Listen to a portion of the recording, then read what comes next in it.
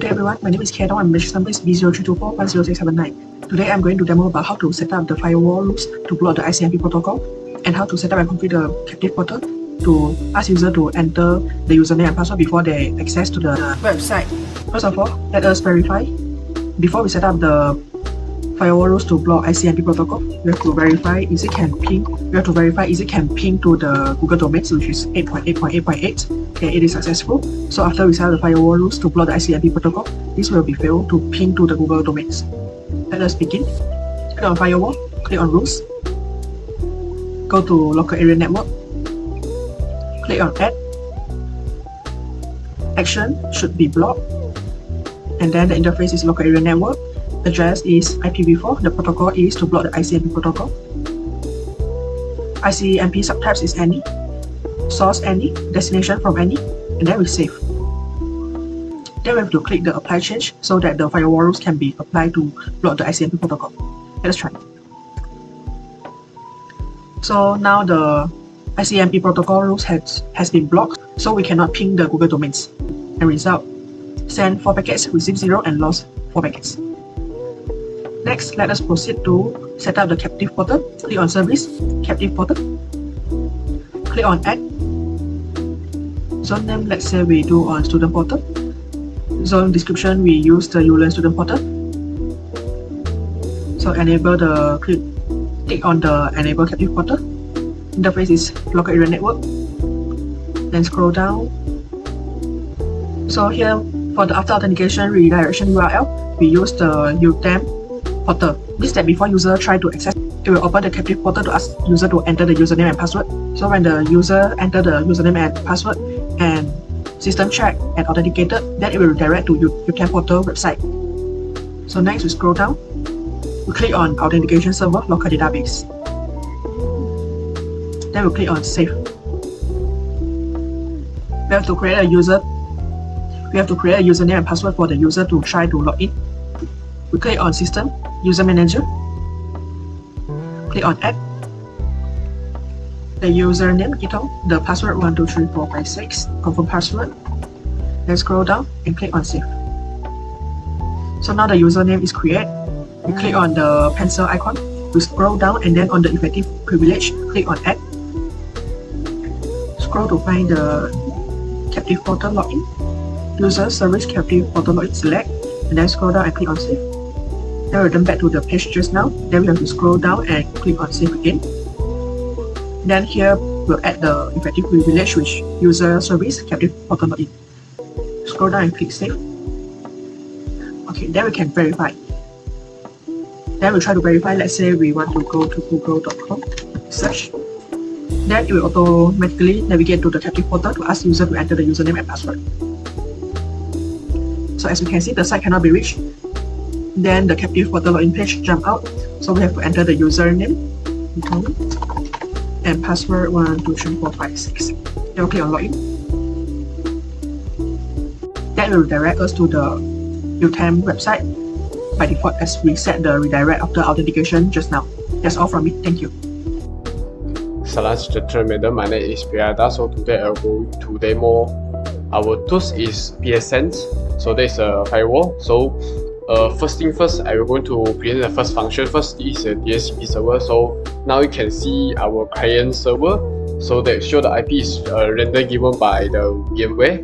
So next we go to the configuration for the Pfsense. We go to the service.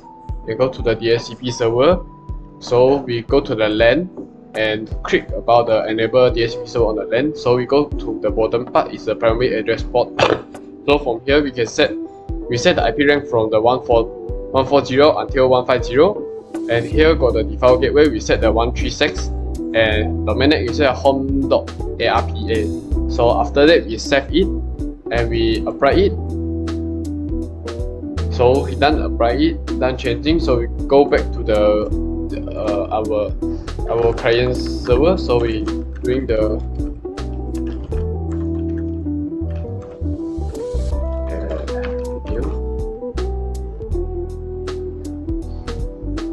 So from here we can see we get the domain name we set about the DHCP server, and this is the IP inside the rank 140 until 150. and this is the device gateway.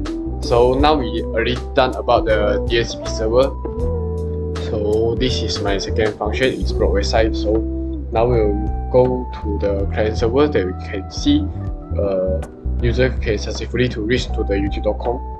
So next we go to the web browsing. We're using the tools is or the service ENS resolver. So here we enable it, and we go to the bottom part is the host override. So from here we are already setting the youtube.com, and the IP return for the host is 0.00, so that the user cannot reach to the real IP from the youtube.com. So after we save it and apply it by changing, and we go back to the client server. From here we open the new window and youtube.com.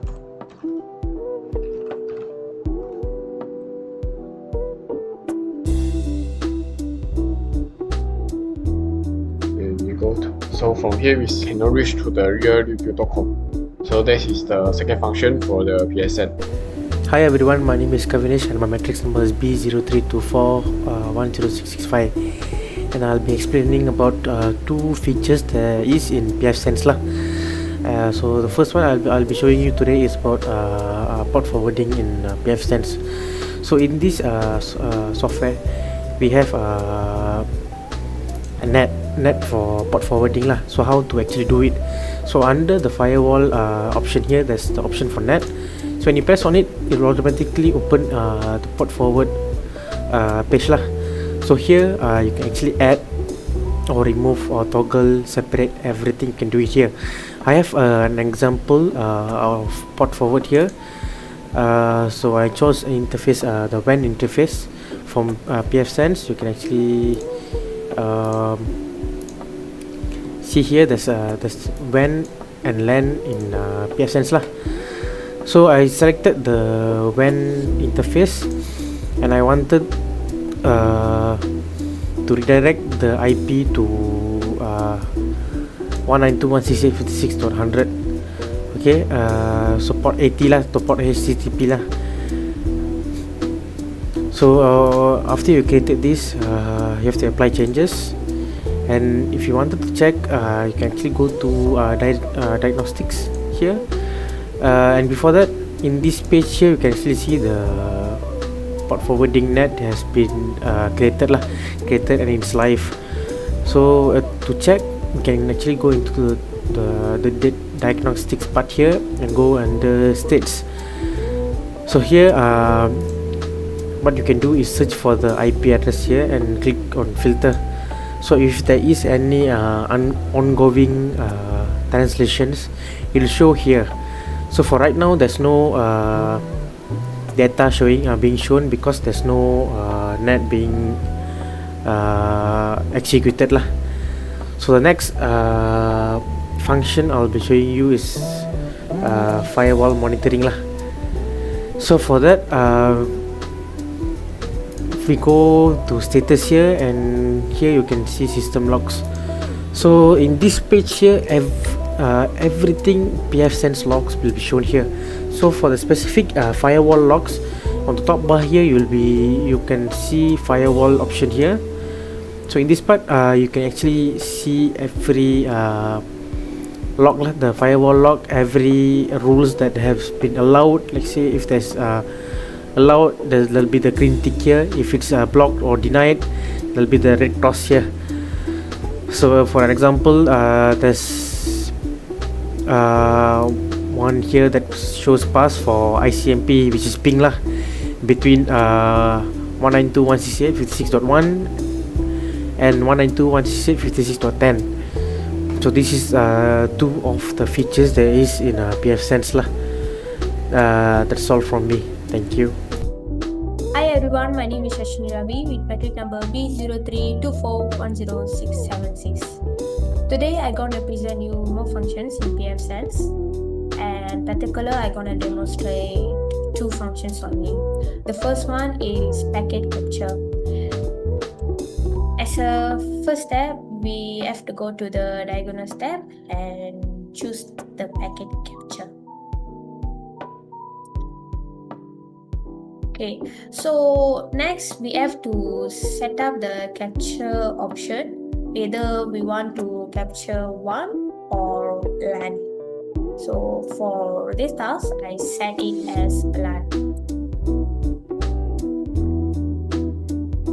Following that, we also can set a filter. So for this task, I set it as TCP.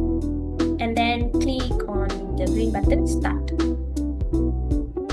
Below here we can see the output, and for this task we can see that this Pfsense is capturing the packet that from this TCP particular pin.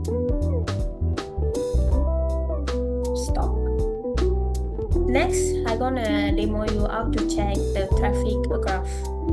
So firstly, go to the status tab and choose the traffic graph. So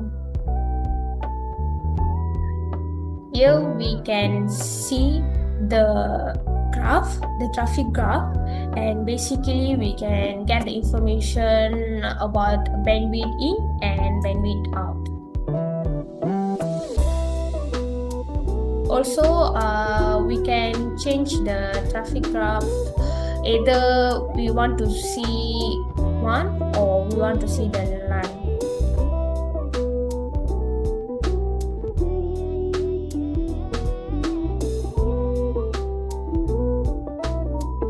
So if as I set here to the LAN, and the graph will be changed, and also it will show the graph line and the bandwidth in and bandwidth out basically.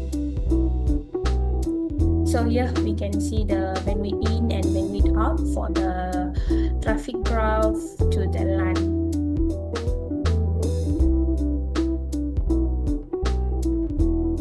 That's all from me. Thank you.